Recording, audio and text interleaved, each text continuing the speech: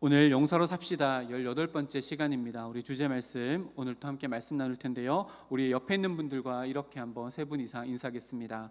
하나님께서 당신을 사랑하십니다. 인사하겠습니다. 하나님께서 당신을 사랑하십니다. 하나님께서 당신을 사랑하십니다. 하나님께서 당신을 사랑하십니다. 아멘. 또 이렇게 한번 선포해 볼까요? 하나님의 사랑은 완전합니다 라고 선포합니다. 하나님의 사랑은 완전합니다. 하나님의 사랑은 완전합니다. 하나님의 사랑은 완전합니다. 아멘. 우리가 사랑을 살펴본 지 오늘이 13번째 주일입니다. 하나님의 아가페 사랑이 우리 마음 가운데 더 깊이 있게 스며들어서 나를 통해서, 내 입술을 통해서 나오는 모든 말이 사랑이 담겨져 있고, 또 내 삶을 통해서 드러나는 모든 행위가 사랑이 담겨져 나가, 그래서 사랑의 사람으로 점점 더 성숙되어져 가는 우리 성도님께 모든 권속들 되기를 주님의 이름으로 축복합니다. 성도의 삶을 표현하는 3가지 단어가 있습니다. 성도의 삶 하면 성경에서 이 3가지 단어는 꼭 기억해야 하는데요, 성경의 가치 중에 이 3가지인데, 첫 번째는 칭의라고 하는 것이고요, 두 번째는 성화라고 하는 단어고, 세 번째는 영화라고 하는 단어입니다. 이 3가지 단어가요, 성도의 삶을 표현하는 단어입니다. 상식적으로 꼭 알아놓으셔야 될 단어인데요, 칭의라고 하는 것은 우리가 구원받았다는 것을 시작하는 그 단계를 의미합니다. 우리는 의롭지 않지만 예수님께서 이 땅 가운데 오셔서 십자가의 공로로 완전한 의를 이루신 그 십자가의 의를 우리가 덮어써서 우리는 여전히 죄인이지만 의롭다 칭함받은 존재입니다 라고 하는 것이 칭의입니다. 그래서 이 칭의에서요, 우리는 신분의 변화라고 하는 은혜를 얻게 되어집니다. 원래는 죄에 얽매여 있는 죄의 종이었지만 이제는 하나님의 의의 아들로서의 신분의 변화, 이제 우리는요 영적으로 호적이 완전히 바뀌어진 존재다 라고 하는 것을 의미를 포함하는 것이 칭의라고 하는 단어이고요, 두 번째 성화라고 하는 이 단어는 그렇게 의롭다 하심을 입고 살아가는 우리 성도로서의 삶이 점점 더 죄와는 멀어지고 의와는 가까워져 나가는 그 과정, 우리의 인생을 성화라고 이렇게 표현합니다. 그래서 첫 번째 칭의라고 하는 것은요, 단 한 번의 일회적인 사건입니다. 근데 이 성화라고 하는 단어는 반복적인 사건입니다. 오늘 또 성화되어져야 되고 내일 또 성화되어져서 죄는 더 멀리하고 하나님은 더 가까이 하는 이 성화의 삶이 우리의 삶이다. 그래서 성화라고 하는 것은 영적인 훈련이 동반되어지는 우리 성도의 인생을 표현하는 단어입니다. 그리고 마지막 단어가요, 영화라고 하는 단어입니다. 이 영화라고 하는 단어는 완전한 영광에 이르는 것을 의미하는데요, 우리가 받게 될 궁극적인 구원의 완성의 모습을 의미하는 단어가 영화라고 하는 단어입니다. 그래서 우리가 죽거나 예수님께서 이 땅 가운데 오시면 우리는 이 땅의 육신을 다 버리고 예수님께서 부활하셨을 때 입었을 그 부활체를 덧입고 하나님께서 허락해 주시는 새 하늘과 새 땅에서 살아갈 때 누리게 되는 구원의 완성형이 바로 영화라고 하는 단어입니다. 그래서 성도의 삶을 표현하는 칭의, 성화, 영화라고 하는 이 단어를 꼭 기억하시며 신앙생활을 하시고요, 이것은요 시간적으로도 보면 과거, 현재, 미래를 의미한다는 것을 알게 됩니다. 칭의는요 과거의 일입니다. 과거에 내가 하나님을 믿고 예수님의 십자가의 은혜로 말미암아 의롭다 칭함받았지라고 하는 과거의 일입니다. 그리고 성화의 이야기는요 언제나 현재 진행형입니다. 나는 오늘도 거룩한 존재로 빚어져 가고 있는 상태에 있다. 그래서 성화는 늘 진행형입니다. 영화는요 아직 이루어지지 않았지만 반드시 우리가 누리게 될 미래의 사건입니다.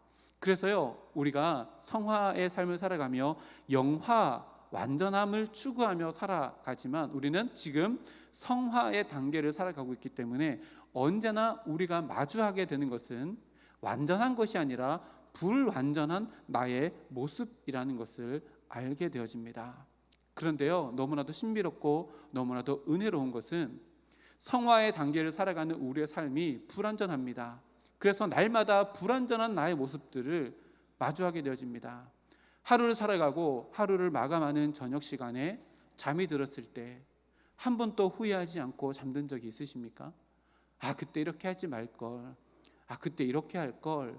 우리는 날마다 후회하는 순간들, 어떤 사건들을 남기며 하루를 마감합니다. 늘 우리는 불완전한 나를 마주하게 되어집니다. 근데요, 이 성화의 삶, 불완전한 삶임에도 불구하고 우리가 너무나도 은혜롭고 신비한 것은 불완전한 삶 가운데 완전한 것을 경험할 수 있는 인생으로 우리가 부름받았다라고 하는 것입니다. 그렇게 우리가 경험할 수 있는 불완전한 속에서 경험할 수 있는 완전한 것이 있는데 그것이 뭘까요? 하나님의 아가페의 사랑의 완전함입니다. 우리는 불완전합니다. 근데요, 우리가 불완전한 인생을, 성화의 삶을 살아가면서 우리는 완전하신 하나님의 사랑을 경험하며 살아갈 수 있는 너무나도 신비롭고 은혜로운 삶으로 우리가 부름받았다라고 하는 겁니다. 지난주에 살펴봤던 8절 말씀은요, 사랑의 영원성에 대해서 이야기를 합니다. 근데 오늘 우리가 살펴볼 9절부터 12절까지는 사랑의 완전성의 말씀에 대해서 오늘 말씀이 기록하고 있는데요, 참으로 놀랍고 더 감격스러운 것이 바로 오늘 이 말씀인데요, 이 세상의 모든 것들은 완전한 것이 아무것도 없습니다. 최첨단의 과학의 기술이 다 집약되어져 있는 어떤 기계라 할지라도 오류가 있고 무너지게 되어지고 고장나게 되어집니다. 우리의 눈에 보여지는 모든 것들은요, 눈에 보여지는 그대로 영원히 존재할 수 없는 것들, 곧 완전하지 않고 완전하지 않기에 불안한 것들이 우리 눈에 보이는 모든 것들입니다. 혹시 이런 법칙 들어보셨습니까? 안트로피 법칙이라는 게 있습니다. 안트로피 법칙이라는 게 있는데요, 말이 좀 어렵게 느껴지는데 이런 겁니다. 원래 이게 국어 사전적 정의를 보면요, 모든 고립된 시스템의 무질서도는 항상 증가한다. 무슨 말인지 잘 모르겠죠. 이렇게 설명하면 쉽습니다. 이 안트로피 법칙이라고 하는 것은요, 안트로피라고 하는 단어 자체가 무질서도, 그러니까 무질서한 정도가 안트로피라고 하는 단어인데요, 풀어서 설명하면 이렇습니다. 아무리 아름답고 정교한 건물이 있다 할지라도 그것을 가만히 두면 결국은 무너지게 된다는 법칙이고요, 생명체는 태어나면 너무나도 아름답게 태어나지만 그 순간부터 생명체는 노화되어지기 시작해서 결국은 죽음에 이르는 순간을 살아가게 된다. 이것이 안트로피라고 하는 법칙입니다. 즉, 이 세상의 모든 물질 세계는 가만히 두면 더 완벽해지는 것이 아니라 점점 더 무질서화되어지고 무너지고 에너지를 잃어서서 완전히 의미가 없어지고 상실해버린다라고 하는 것이요, 이 안트로피라고 하는 법칙입니다. 이것만 봐도요, 진화론이 얼마나 허구인지 우리는 알게 되어집니다. 가만히 놔두면요, 질서를 잡아가는 것이 아니라 오히려 질서가 무너진다는 것이 우주 그리고 자연계에서 절대적인 법칙으로 세워져 놓은 안트로피 법칙입니다. 우리가 살아가는 이 세상이요, 모든 것이 다 안트로피 법칙의 환경 속에서 살아갑니다.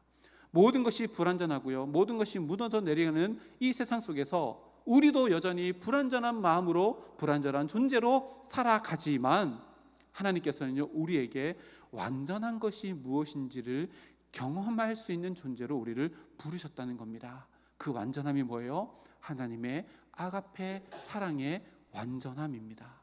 그래서요, 완전한 것을 우리가 경험할 때는 안정감을 느끼는데 그 인생으로 우리를 부름받았다라고 선포하시는 구절이 오늘 함께 살펴볼 9절부터 12절까지 말씀입니다. 먼저 8절부터 9절까지 말씀을 보면요, 앞에 화면에 보면 우리 한글 성경에는 번역되지 않는 헬라어의 한 단어가 있는데 접속사입니다. 8절과 9절 사이에 있는 단어인데요, 헬라어로는 가르라고 하고 영어로는 for라고 하고 우리나라 말로 바꾸면 그 까닭은, 그 이유는 왜냐하면, 이런 의미가 8절과 9절 사이에 기록되어져 있습니다. 그래서요, 8절은 뭐예요? 예언도 없어지고 방언도 없어지고 지식도 없어지지만 하나님의 사랑은 영원히 있을 것이다, 떨어지지 않는다 라고 설명을 하고 사랑의 영원성을 이야기하고 그 이후에 오늘 완전성을 이야기하는데, 왜냐하면 이렇게 이야기합니다. 다시 말하면 이 세상의 모든 것들은 다 안트로피 법칙 때문에 다 무너져 내리지만 완전한 것이 있는데 그것이 사랑인데, 왜 사랑은 없어지지 않냐면 사랑은 완전한 것이기 때문이야 라고 이렇게 설명하는데요. 이 완전한 것이라고 하는 이 단어가 헬라어로 보면 텔레이온이라고 하는 단어인데, 마지막이다, 끝이다 라고 하는 단어에서 파생된 단어입니다. 그래서 최종적인 것, 마지막에 목적이 완전히 달성된 것이라고 하는 의미를 가지고 있는데요. 여기서 말하는 완전한 것은 예수님이 이 땅 가운데 다시 오실 때에 새 하늘과 새 땅이 우리에게 주어지게 되는데, 그것이 완전한 것을 의미합니다. 어렵지요? 이렇게 설명하면 쉽습니다. 이 세상에 있는 모든 것이요 다 무너져 내립니다. 오늘 성경에 기록된 방언도, 지식도, 예언도, 우리가 보는 모든 것이 다 무너집니다. 근데 하나님의 나라, 완전한 것이 이 땅 가운데 오면요, 그 불완전한 것은 무너질 수밖에 없습니다. 왜요? 이미 완전한 것이 이 땅 가운데 오기 때문인데, 그 완전한 것을 불완전한 인생을 살아가는 불완전한 존재인 우리가 경험할 수 있는 것이 있는데, 그것이 뭐냐면 하나님의 아가페 사랑이다 라고 오늘 말씀이 우리들에게 이야기하는 겁니다. 그래서요, 이렇게 설명해 볼까요? 우리는 매일을 성도라는 이름으로 살아갑니다. 하지만 나의 불완전함을 매일매일 마주하게 됩니다. 그럼에도 불구하고 우리는요, 그런 삶 속에서 나를 포기하지 않으시는 완전하신, 온전하신 하나님의 사랑을 경험하며 살아가는 것이 우리의 성화의 삶이다 라고 오늘 말씀이 우리들에게 이야기합니다. 내 불완전한 삶을 붙드시는 완전하신 하나님의 아가페 사랑, 이것을 경험하며 살아가는 것이 우리들의 삶이라면, 우리는요, 우리의 삶 속에서 하나님의 완전하신 사랑이 어떠한가를 더 실감나게, 더 깊이 있게, 더 선명하게 느낄 수 있는 존재로 우리는 부름받았다라고 하는 것을 의미합니다. 그래서요, 우리가 살아가는 성화의 삶이요, 너무나도 행복한 삶입니다. 그 성화의 삶을 이렇게 한번 표현해 볼까요? PPT에 좀 띄워주시겠습니까? 7번입니다. 성화의 삶은요, 내 온전함을 증명해 나가는 시간이 아닙니다. 잘 들으세요. 성화의 삶은요, 나는 온전합니다 라고 하는 것을요, 증명하는 시간이 아닙니다. 그 반대입니다.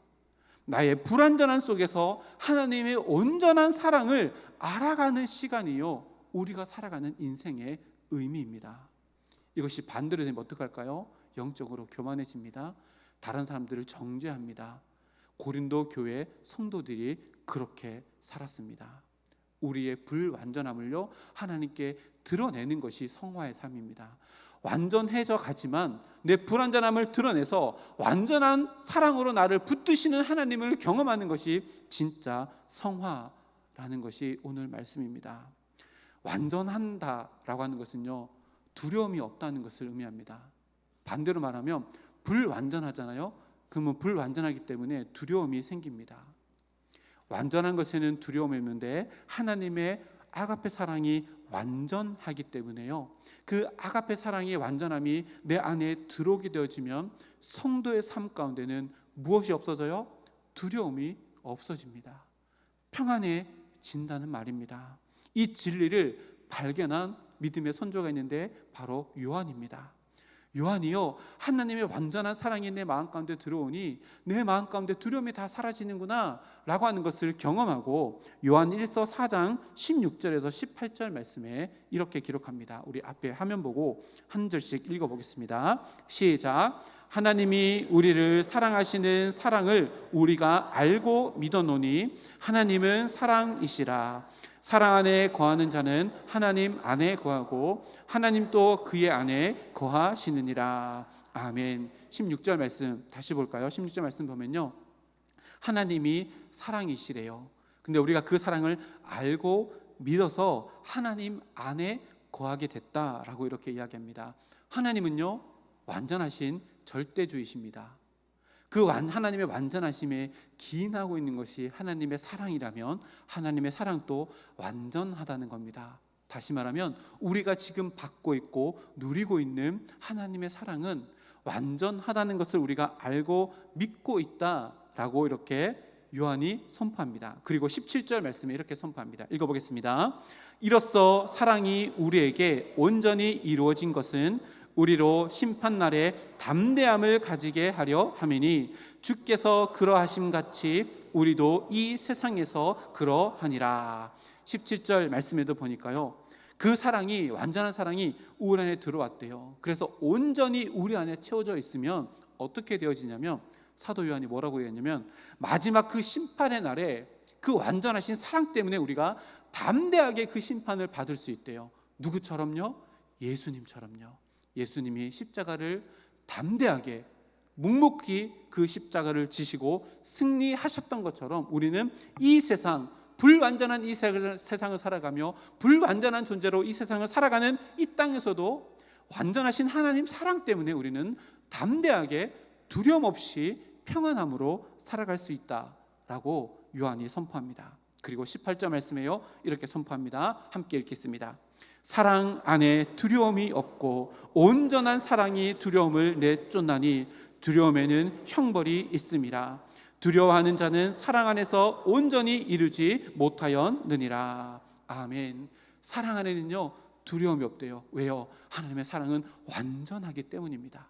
우리가 그 완전하신 하나님의 사랑을 신뢰한다면 하나님의 심판대 앞에서도 우리는 완전하신 하나님의 사랑을 신뢰해서 담대하게 두려움 없이 그 앞에 설 수 있다.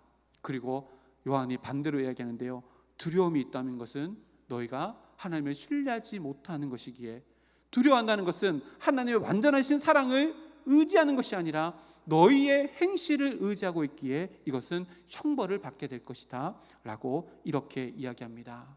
생각해 보십시오. 신앙생활하면서요, 그래서 우리는 이렇게 생각하지 말아야 됩니다. 내가 과연 잘 살고 있는 걸까? 이러다가 하나님께 벌받는 인생이 되지 않을까? 라고 하는 생각, 이 질문요, 어떻게 생각해보면 우리가 거룩으로 향해 달려나가기 위해 꼭 필요한 질문입니다. 그러나요, 중요한 것은요, 이 질문을 하고 이 질문 후에 찾아오는 불안과 두려움의 자리에 머물러 있는 것은 안 된다는 말씀이 바로 이 말씀입니다. 우리는 날마다 나를 이렇게 점검해야 됩니다. 내가 살아가고 내가 행하는 말, 내가 행하는 행동, 이것들이 하나님께서 보시기에 기뻐하는 일일까 점검해야 합니다. 그런데 때로는요, 내가 불완전하기 때문에 나 이렇게 살면 안 되는데 라고 하는 불안감이 밀려오지만 그 불안감과 두려움 가운데 머물러서는 안 된다는 말입니다. 왜요? 우리는 두려움에서 건져내는 것, 우리를 두려움에서 건져내는 것은요, 나의 완전함이 아닙니다. 하나님의 온전한 사랑, 나를 붙들고 계시는 온전한 사랑이 우리를 끌어당겨서 우리를 붙들고 있기에 그 사랑으로 말미암아 우리 마음 가운데 두려움과 불안함을 다 제거하고 담대하게 오늘도 하나님께서 기뻐하신 인생을 살게노라 믿음의 도전을 이루어 나가야 한다는 말씀이 바로 이 말씀입니다. 이 말씀을 받는 우리 모두가요, 하나님의 이 완전하신 아가페 사랑으로 하여금 두려움의 자리, 실패의 자리, 낙심의 자리를 이제는 훌훌 털어버리고 다시 일어설 용기를 내고 나의 어떠함 때문에가 아니라 나를 붙들고 계신 하나님의 완전한 그 사랑 때문에 나는 다시 일어나서 하나님께서 기뻐하시는 인생을 살아가겠노라 결단할 수 있는 우리 모두가 되기를 주님의 이름으로 축복합니다. 내 가운데 불안함이 있어서 그 불안함 때문에 두려움 가운데 살 것이 아니라요, 그 불안함을 꽉 붙잡고 계시는 완전하신 하나님의 사랑에 기대어서 담대하게 그리고 평안하게 살아가는 우리 모두가 되기를 주님의 이름으로 축복합니다. 그리고요, 사도 바울은 11절과 12절 말씀에서 이렇게 하나님의 완전하신 아가페 사랑에 붙잡혀서 담대하게 살아가는 모습이 무엇인지, 성화의 삶이 무엇인지를 두 가지로 이야기하는데, 먼저 11절 말씀입니다. 우리 함께 읽어보겠습니다. 내가 어렸을 때에는 말하는 것이 어린 아이와 같고 깨닫는 것이 어린 아이와 같고 생각하는 것이 어린 아이와 같다가 장성한 사람이 되어서는 어린 아이의 일을 버렸노라. 아멘. 사도 바울은요, 완전하신 하나님의 아가페 사랑에서 붙들려서 오늘 또 믿음으로 살아가는 성화의 삶을 살아가는 성도의 모습을 오늘 11절 말씀에서요, 어린 아이에서 장성한 사람이 되는 것으로 비유하고 있습니다. 어른이 되면요, 소실적 어린 아이적에 행했던 모든 것들을 다 버리는 것이 당연합니다. 어른이 되었음에도 불구하고 어린 아이 때 했던 유치한 말투, 혀 짧은 말투 이렇게 하면 돼요, 안 돼요? 이상하잖아요. 어른이 됐는데 어린 아이와 같은 유치하고 불완전한 일들을 하며 행동을 한다면 이것은 이상한 일입니다. 그런데 이렇게 행하는 사람들을 뭐라고 이야기해요? 어른 아이라고 이렇게 이야기합니다.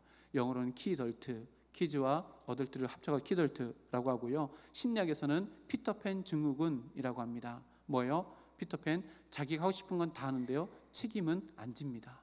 책임지려고 하지 않습니다. 신앙생활에도요, 이런 존재가 있다는 겁니다. 사도 바울이 고린도 전서를 쓸 때 고린도 교회 안에 이런 자들이 있었습니다.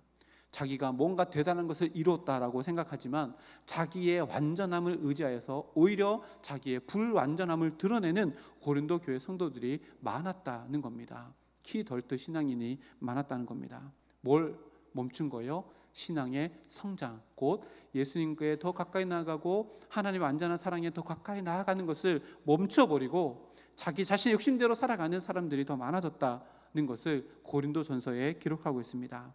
신앙의 성숙의 척도는요, 내가 이루어 놓은 일들이나 내가 했던 말이 아니라요, 내가 그것을 한 마음의 동기가 하나님의 완전한 사랑인가 아닌가에 신앙의 성숙의 척도가 달려 있습니다. 내가 신앙생활을 얼마나 많이 했는데, 그 많은 신앙생활 동안 내가 얼마나 많은 일들을 감당했는데가 신앙의 척도가 아닙니다. 그 일을 행할 때 그 마음의 중심에 자기 중심성, 욕심, 내 명예 때문에 했더라면 그 모든 것들은요, 오히려 하나님과 멀어지는 바벨탑이었다라고 오늘 말씀이 기록하고 있는 겁니다.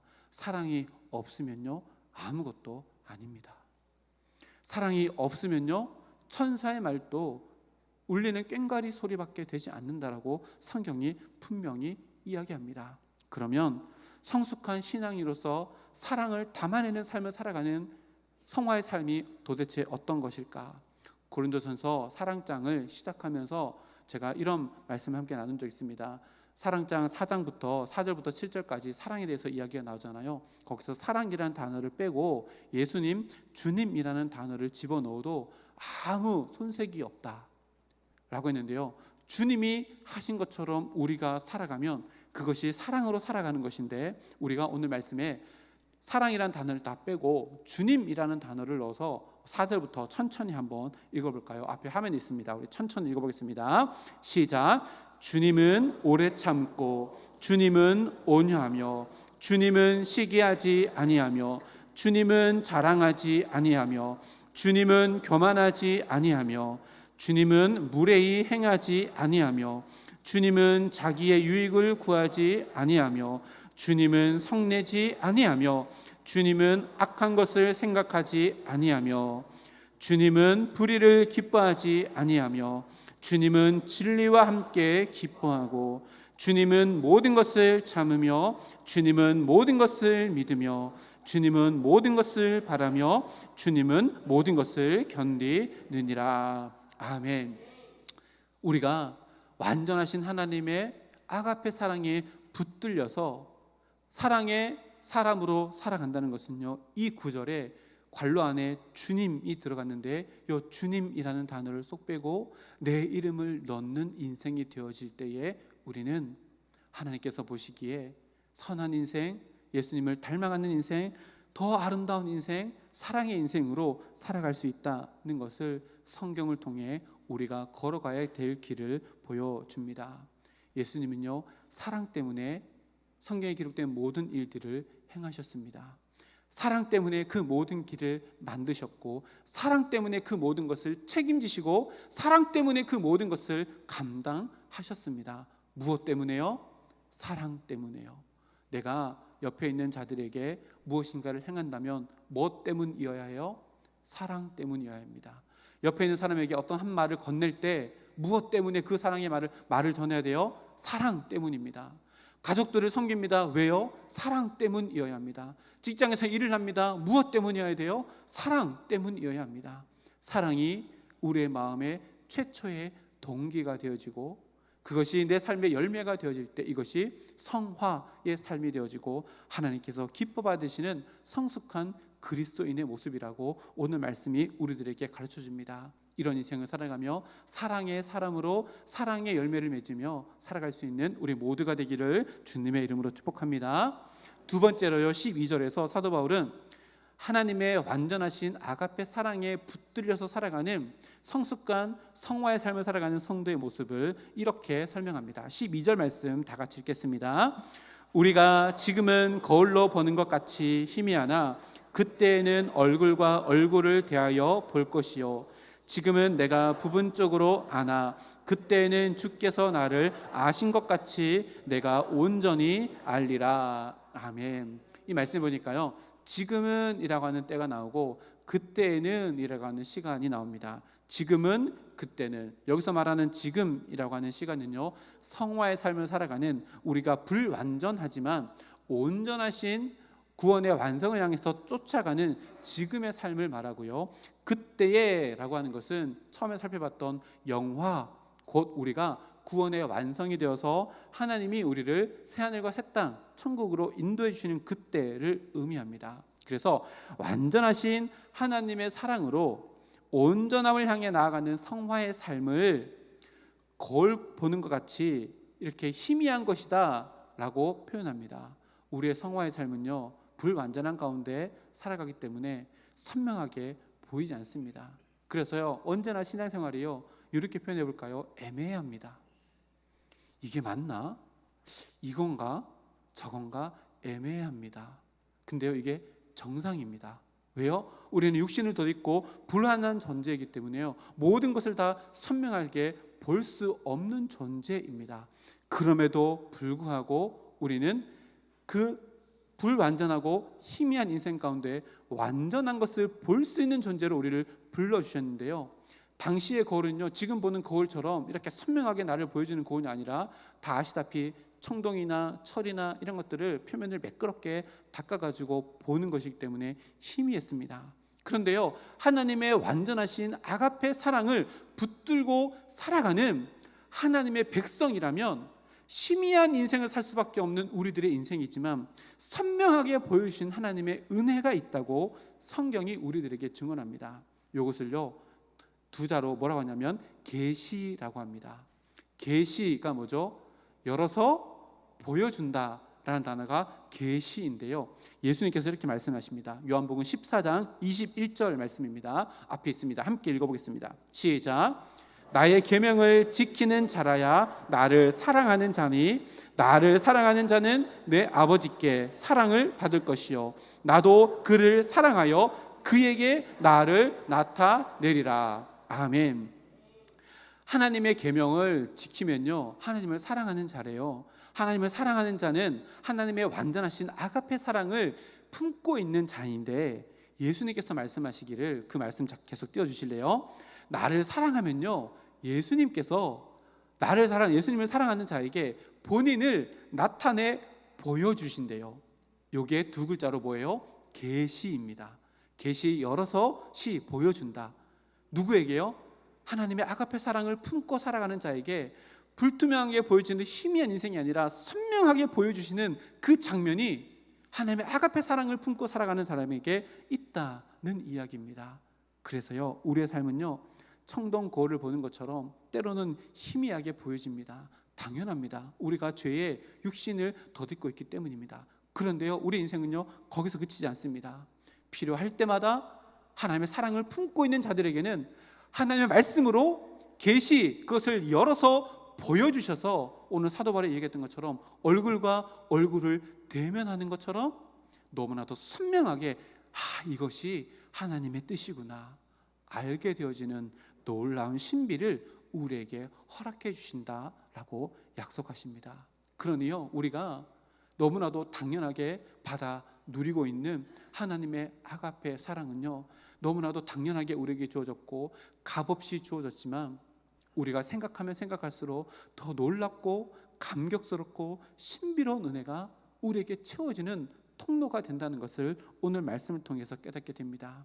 하나님의 아가페 사랑을 품고 살아가면요, 우리는 불투명한 인생을 살아가지만 그때그때 계시 열어주시는 선명함으로 오늘을 살아갈 수 있는 길을 발견하게 되어지고요, 그 발견한 길을 걸어갈 때 힘이 없지만, 우리 마음 가운데 불안하지만 하나님께서 완전하신 사랑으로 나를 붙들어서 그 인생을 살아갈 수 있도록 힘과 능력과 용기를 채워주신다는 것을 경험하는 신비가 하나님의 아가페 사랑으로 우리에게 채워진다는 것이 오늘 말씀입니다. 그래서요, 성화의 삶을 살아가는 우리들의 삶에 답은요 하나밖에 없습니다. 뭘까요?